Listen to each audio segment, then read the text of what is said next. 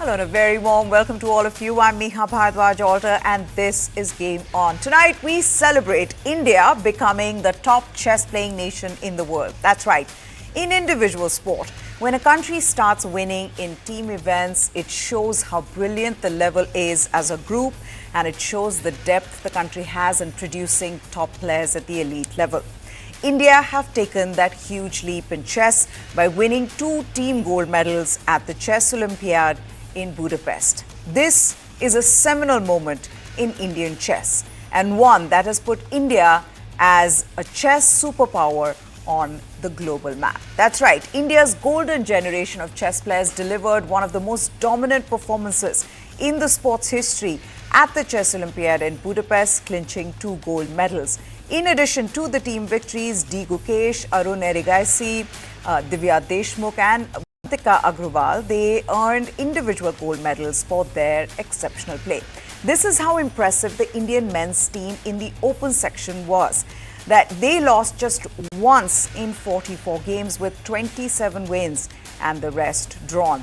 They concluded their campaign by decisively defeating Slovenia, securing 3 wins and a draw. The women's team also excelled with 3 wins and a draw against Azerbaijan. If you're wondering how good India are, then imagine this, that India were without their top-ranked women's player in Koneru Hampi. She was not there, and yet they ended up winning the gold. For individual honours, Gukesh and Erigaisi shone on boards 1 and 3 respectively, while Divya Deshmukh and Manipur Agrawal excelled on board 3 and 4 in the women's category. This remarkable achievement highlights India's rising prominence in the chess world. With 2 gold medals, some of the legends of the sport are already calling India the best chess-playing nation in the world. The legendary Susan Polgar, former women's world champion, wrote this on X. She said, "This team will stay on top for years to come, and India is now officially the best chess nation in the world." Gukesh played a huge role in India's win as the men's team defeated Slovenia 3.5 to 0.5 in the final round. It was an all-time great performance as he rampaged through the tournament, beating 3 players with 2,700 plus ratings and drawing 1 other in that bracket. He is the only 4 ever, one of the only 4 in fact, to have crossed 3,000 in tournament performance ratings at a major classical chess tournament. Now, this is what Gukesh said after winning 8 out of 11 rounds. He said, and I quote, "It feels great, especially with the quality of my games and how we played as a team. And despite many close misses in the past, we managed to dominantly win this time. I'm just super happy right now." Now, this is a brilliant achievement for Indian chess, which has already seen a lot of success in the year. And 18-year-old Gukesh could well cap it off by becoming the youngest world champion in history. In 2024, 3 Indians made the cut for the Elite Candidates Tournament for the first time, besides 2 women competing in the Women's Candidates competition.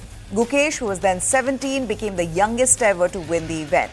The year also saw R. Pragnananda beating world number 1 Magnus Carlsen for the first time in the chess format at in the classical format at the Norway Chess Tournament.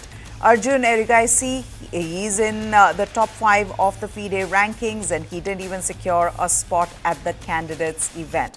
This just shows the kind of depth India has in chess at the moment. 5-time world champion Vishwanathan Anand, the man who paved the way for these youngsters to shine, the man who showed us the light. He told FIDE's YouTube channel on Saturday after the men's team had more or less secured their gold medal with the Indian women's team in with a chance to claim the top prize themselves. He said, and I quote, "It feels like a magical time for India. This is unbelievable. The Indian men's team is so dominant. For the second successive Olympiad, both our teams are fighting for gold. This exceeds my expectations. It's a very talented group of youngsters. With such players, you know you will have a certain amount of results, but they consistently exceed it."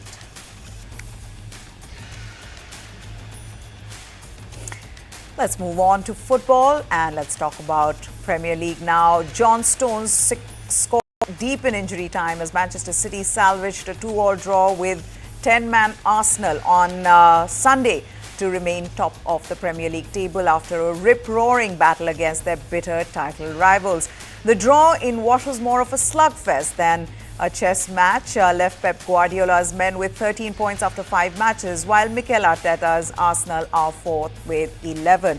Erling Haaland, he put City ahead in the 9th minute when Savinho threaded a beautiful through ball that the big Norwegian sprinted onto, then slotted past David Raya. Ricardo Calafiori then cancelled out Haaland's goal with his first for Arsenal, a screamer from about 20 metres out in the 22nd minute. Gabriel put the visitors ahead in first half injury time when he darted in to leap high and head home Bukayo Saka's corner. Arsenal were reduced to 10 men when Leandro Trossard was shown a second yellow card and he was sent off just before half-time for kicking the ball away and delaying the restart. They looked poised for their first win at the Etihad Stadium since 2015 before Stones prodded in from close range in the 98th minute.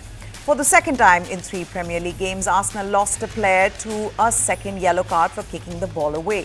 But the second yellow card changed the visitors' emphasis, who reverted to defence after overturning City's lead and taking control. Arsenal keeper David Raya was again flawless as he commanded his area and stopped all City's attack. But a last-second scramble gave City the top spot and left the Gunners wondering what could have been. Despite the draw, Pep Guardiola will know his former assistant Arteta and his team will be their biggest threat to claiming their 5th successive Premier League crown. The reality is the last 2 years, the biggest contender. It was before with Jurgen. So different ways, but of course it's an exception, a tough team. We know it, but we face them and unfortunately, you know, it's 90 minutes, many things happen. They are able to do many good things, and we were there. And at the end, we take a point. I know it's 10-11. Congratulations Arsenal to be so strong mentally, to blocking and long time, 45 minutes. That is not easy, but in the same time we were patient to do it. Do you feel that if that was 11v11 for 90 minutes, that you win that game? I don't know. I have no clue. We will try for sure, but after you have to show it in the second half there. But what I can tell you is 99 out of 100 times if you play 56 minutes against this team with 10 men, you're going to lose, and you're going to lose by a lot of goals. So given that, even though you didn't get the win that you wanted, you must be able to take, the players and you can take some real self-belief from this for the rest of the season. And I do, and I'm so proud of them, and it's unbelievable how we react. But I cannot be happy because I want to be involved in a game at this level that puts the game in a situation that we can enjoy it and we can talk about it in the proper way. And we are not talking about that. It's clear. You haven't asked me one single tactical question. Erling Haaland scored his 100th goal for Manchester City by giving his team the lead against Arsenal. The Norway international reached the landmark figure on his 105th appearance for the Premier League defending champions. Haaland, who has been nominated for the Ballon d'Or award for the best football player in the world this year, has been in outstanding form this season, with the goal against Arsenal taking his total for the campaign to 10 in all competitions. He's topped the league scoring charts in each of his 2 seasons for Manchester City since joining from Borussia Dortmund for $63 million in 2022. Haaland's record is even more impressive considering it was achieved in 100 starts for the club. He opened the scoring in the 9th minute at the Etihad when running through on goal and firing past Arsenal goalkeeper David Raya. In La Liga, Barcelona extended their perfect start to the Spanish league season, but another name was added to coach Hansi Flick's long injury list as the team lost goalkeeper Marc-Andre ter Stegen with a serious knee injury, which will keep him out of action for long. Barcelona routed host Villarreal 5-1 on Sunday night to pick up their 6th straight victory in the competition, but saw captain ter Stegen leave the match on a stretcher just before halftime after his right knee buckled when he fell awkwardly after going up for a ball crossed into the area. Local media reports said Ter Stegen went from the stadium to the hospital in an ambulance and left the hospital in a wheelchair. Barcelona coach Hansi Flick said, and I quote, "This injury makes us sad. I think the injury will be huge, but we have to wait for more information. We have to accept it. It's not easy. It was an accident. It's very tough." Players from both teams immediately called for medical assistance after Ter Stegen fell to the ground in pain. He was replaced by reserve goalkeeper Inaki Peña. Real Madrid goalkeeper Thibaut Courtois, who missed most of last season with a similar injury, showed his support to Ter Stegen with a message on X saying that it hurts to see his colleague leave the field like that and that he hoped he would recover soon. It was the latest injury to Flick's Barcelona, who are already without Dani Olmo, Frankie de Jong, Gavi and Ronald Araujo. Robert Lewandowski, he scored a pair of first-half goals, and Rafinha added two after the interval, with Pablo Torre also scoring for the Catalan club in the second half. Lewandowski now has 6 goals from the first 6 matches and leads the league in scoring. Jose Perez scored the only goal for the hosts in the 38th, with his team already trailing 2-0. Villarreal had entered the round in 4th place, 4 points behind Barcelona. Barcelona have outscored their opponents 20-5 in their first 6 games.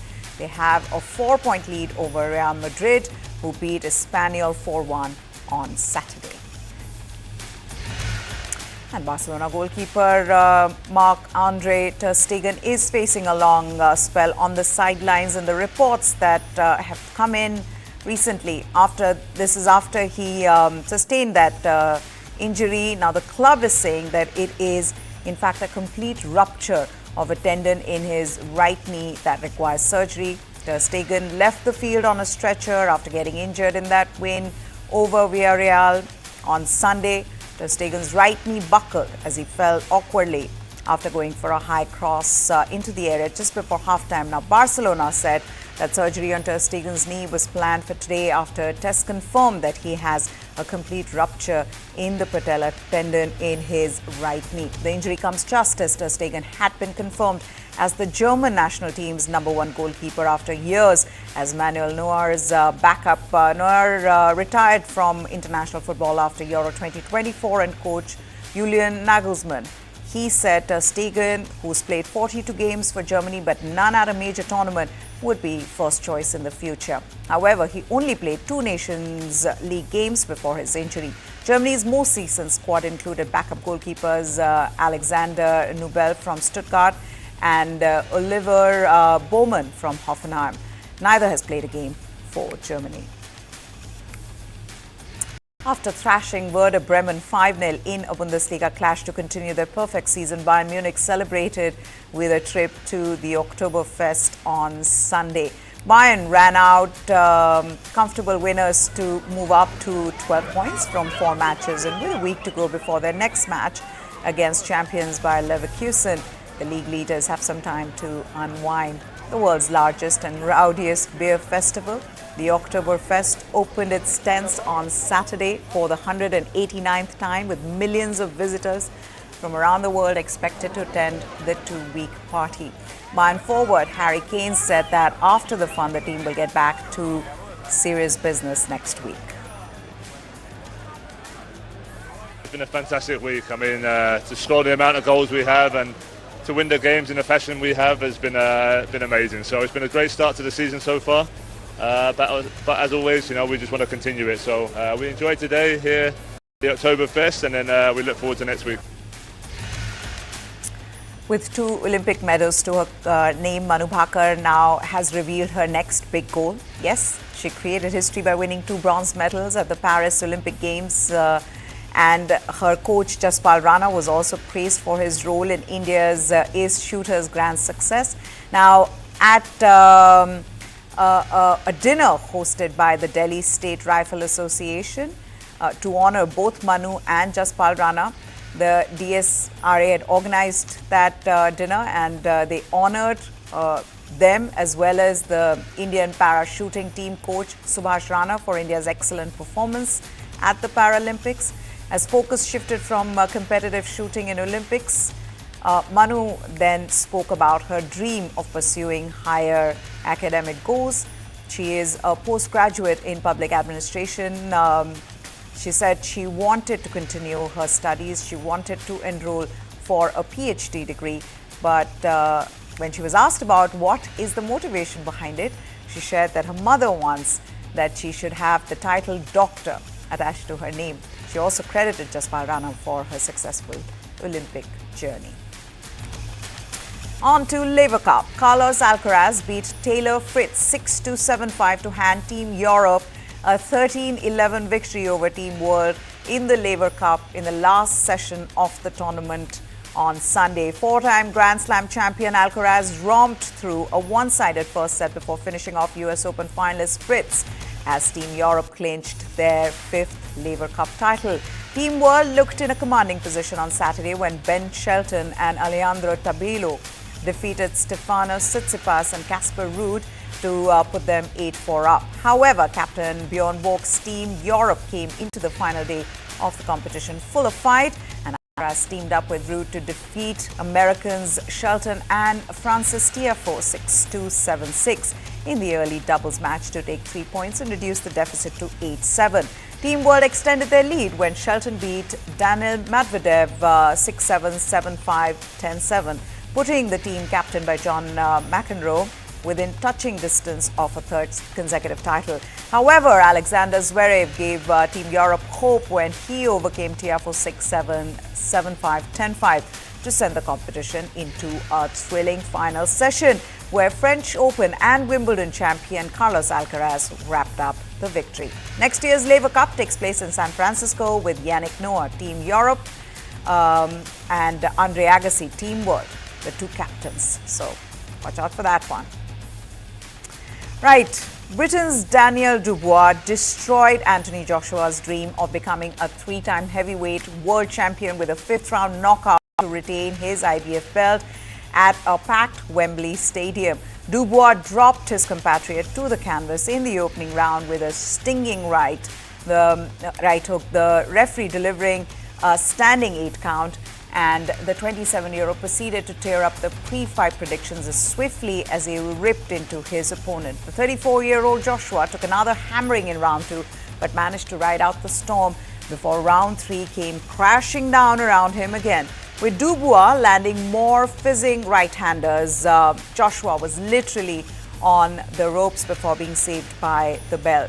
He could barely stand at the end of the fourth after going down again with 2 minutes remaining. And then it was all over in the fifth, with a painstaking rebuilding of his career suddenly in ruins. After landing a few promising blows, any signs of a fight back faded with a right hook to the chin that sent Joshua down. The former IBF, WBA and IBO champion has this time been unable to get back on his feet. Organizers said a British post-World War II record of 96,000 spectators attended the Saudi-funded fight at London's Wembley Stadium. Among them were Oasis frontman Liam Gallagher, singing 3 songs on his 52nd birthday ahead of a reunion next year, and Ukraine's WBC, WBA and WBO champion Alexander Usyk. Usyk has beaten both Joshua and Dubois already and will fight Britain's Tyson Fury, also present in a rematch in Saudi Arabia in December. Joshua might have hoped to have a crack at the winner of that fight, but instead faces an uncertain future with Dubois sending a seismic ripple through the familiar heavyweight landscape. Dubois said he hoped for another shot at Usyk, who beat him in 9 rounds in Wrocław, Poland last year. Usyk previously held the IBF belt, but vacated it for the Fury rematch with Dubois, the interim holder, and upgraded to world champion in June. This is what Joshua said. He said, credit to him and his team. We rolled the dice of success, but we came up short. He had first won the IBF belt in 2016 from Charles Martin at London's O2 Arena. Joshua then lost it to Andy Ruiz in 2019, but won it back a year later. Usyk then took it from him in 2021. Joshua's promoter Eddie Hearn said that he expected to exercise a rematch clause after proving the critics wrong, Dubois said he wants to retain the belt for long. Yeah, definitely. It does. It feels great. I feel like the champ. And I want to keep this belt, just keep this train running. It's great. Yeah. They were always saying I was going to get knocked out. And we also got knocked out. And, I done the business. And I'm just, I was glad I proved everyone wrong. But this is the start of my journey. This is the start for me. Yeah, they were all doubting me. But, the Lord had my back tonight. And, my family around me. So I wasn't going to be denied. He could have thrown everything at me. I would have come for it. And, that's all I have to say.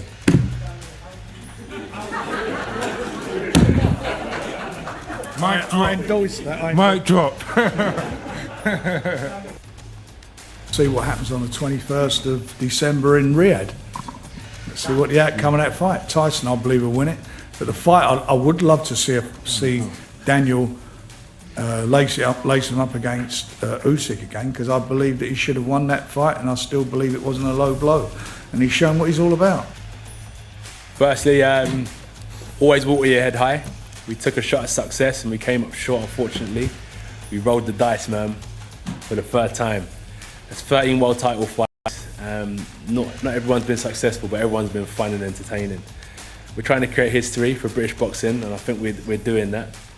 And also I appreciate all the press, media. The fans aren't here, but I thank them through you guys. I'm sure you guys will let them know that we're appreciating their support. And probably you're asking, do I still want to continue fighting? Of course I want to continue fighting. That's what I said is, we took a shot at success and we came up short. And what does that mean now? We're going to run away.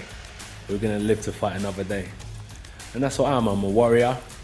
And also, before I finish, we have to give credit to our opponent as well, Daniel. Even though when I sign up to fight opponents, I don't really like him in my head anymore. But now it's done, I take my hat off to him and say, well done, Tim and his team. And also thank you to my team as well for the way they prepared me.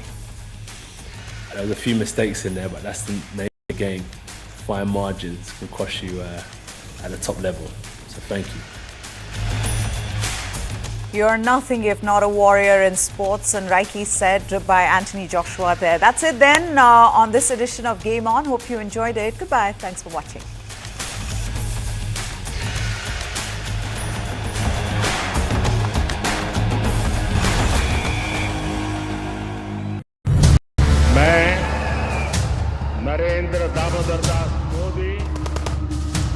Terrorism always flows like water. It will go in the direction where there is no obstacle. Bloodbath in Jammu. 5 soldiers die after terrorists open fire at an army convoy in Kathua. Pakistan essentially is doing is opening a new frontier in the Jammu region.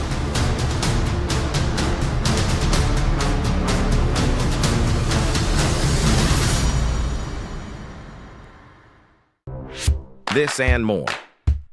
Streaming on News9 plus news is now content. Subscribe and get free vouchers. In the heart of New York, an Indian spectacle unfolds. Step into the world of the elite saga. Featuring influential Indians who've rocked the globe.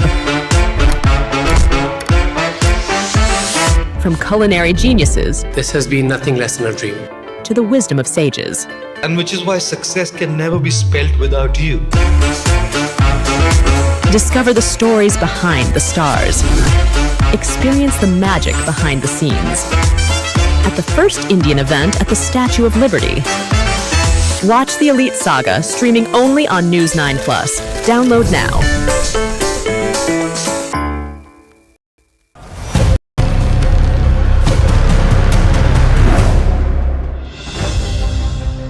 It has struck a jarring note on the eve of Prime Minister Narendra Modi's trip to the United States.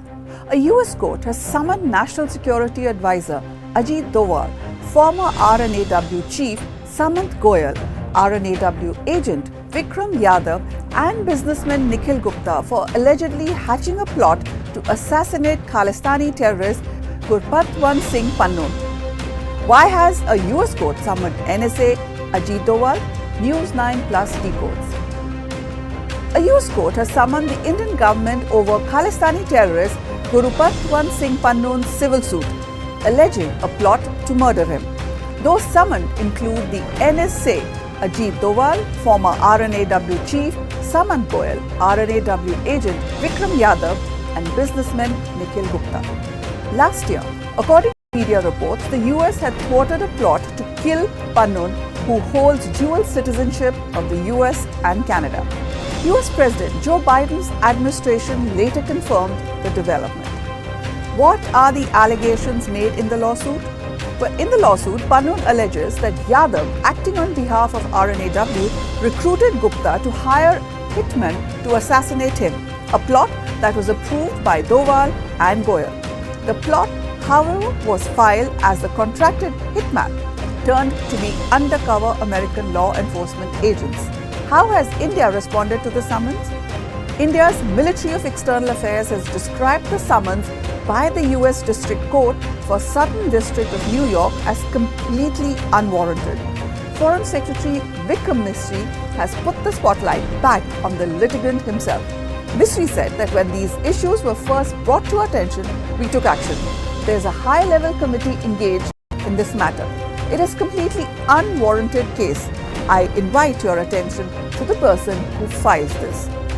Who exactly is Gurpatwant Singh Pannu? Pannu is infamous for his inflammatory speeches and threats targeting Indian leaders and institutions. Pannu heads the outlawed organization Seeks for Justice and is known to put out incendiary speeches and threats against Indian leaders and institutions. India officially declared him a terrorist 4 years ago in 2020.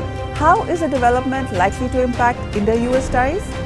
In May this year, in an interview to a news agency, External Affairs Minister Dr. S. Jaishankar said India is investigating the matter, but stressed that it would not impact the upward trajectory of India-US ties.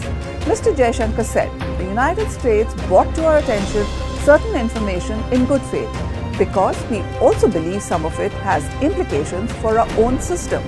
US Ambassador to India, Eric Garcetti, has said that this issue would not affect the India-US ties.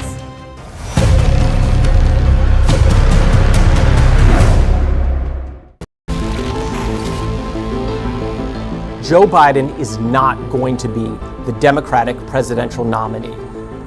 I made my choice. Kamala Harris, she's experienced, she's tough, she's capable.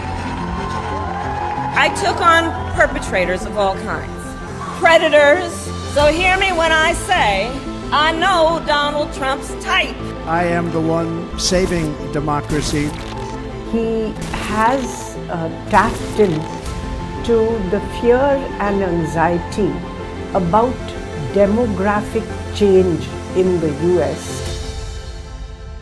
This polarization in the United States. Some people are even suggesting that there could be a civil war. You are this unable to solve your own domestic problems. You have no right to claim to be anybody else in the world, and we're moving into a multipolar world where the United States will not lead.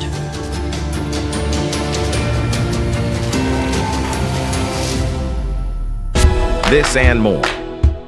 Streaming on News9 Plus. Subscribe and get free vouchers.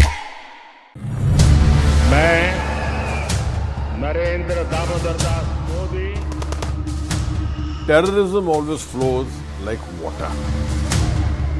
It will go in the direction where there is no obstacle. Bloodbath in Jammu. 5 soldiers die after terrorists open fire at an army convoy in Kathua. Pakistan essentially is doing is opening a new frontier in the Jammu region.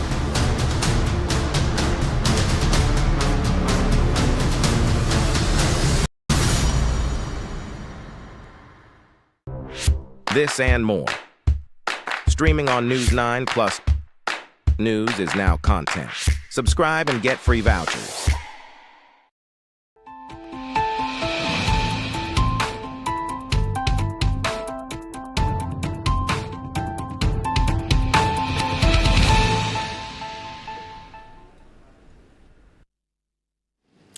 Welcome to News9 Live, and you are watching On Point with me. And before I introduce you to today's On Points, let's take a quick look at the headlines.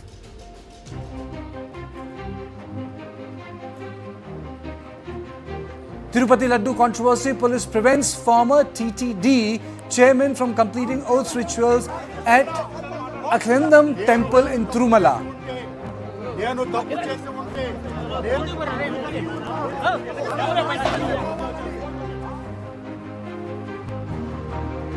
Mr. Modi meets tech titans in the US, invites them to invest in India's future.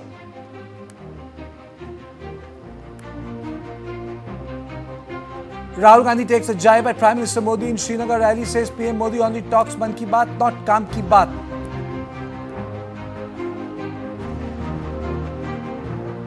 Congress is an anti-Dalit party as it insulted Kumari Selja, says Amit Shah.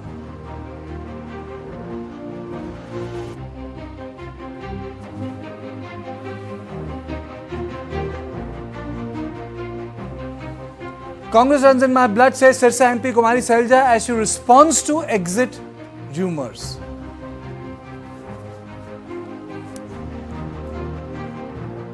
Israeli airstrike kills 100 people, injures 400 across southern Lebanon.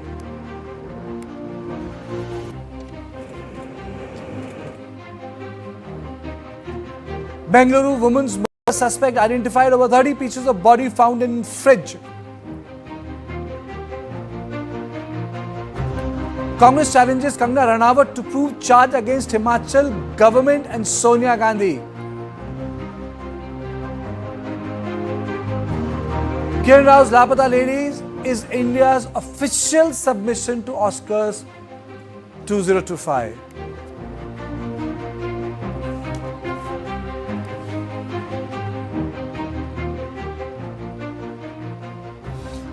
A controversy erupted over a social media post by Assam Rifles Twitter handle Spear Corps, in which they sought more details on the intelligence regarding the entry of 900 Kuki militants into Manipur from Myanmar.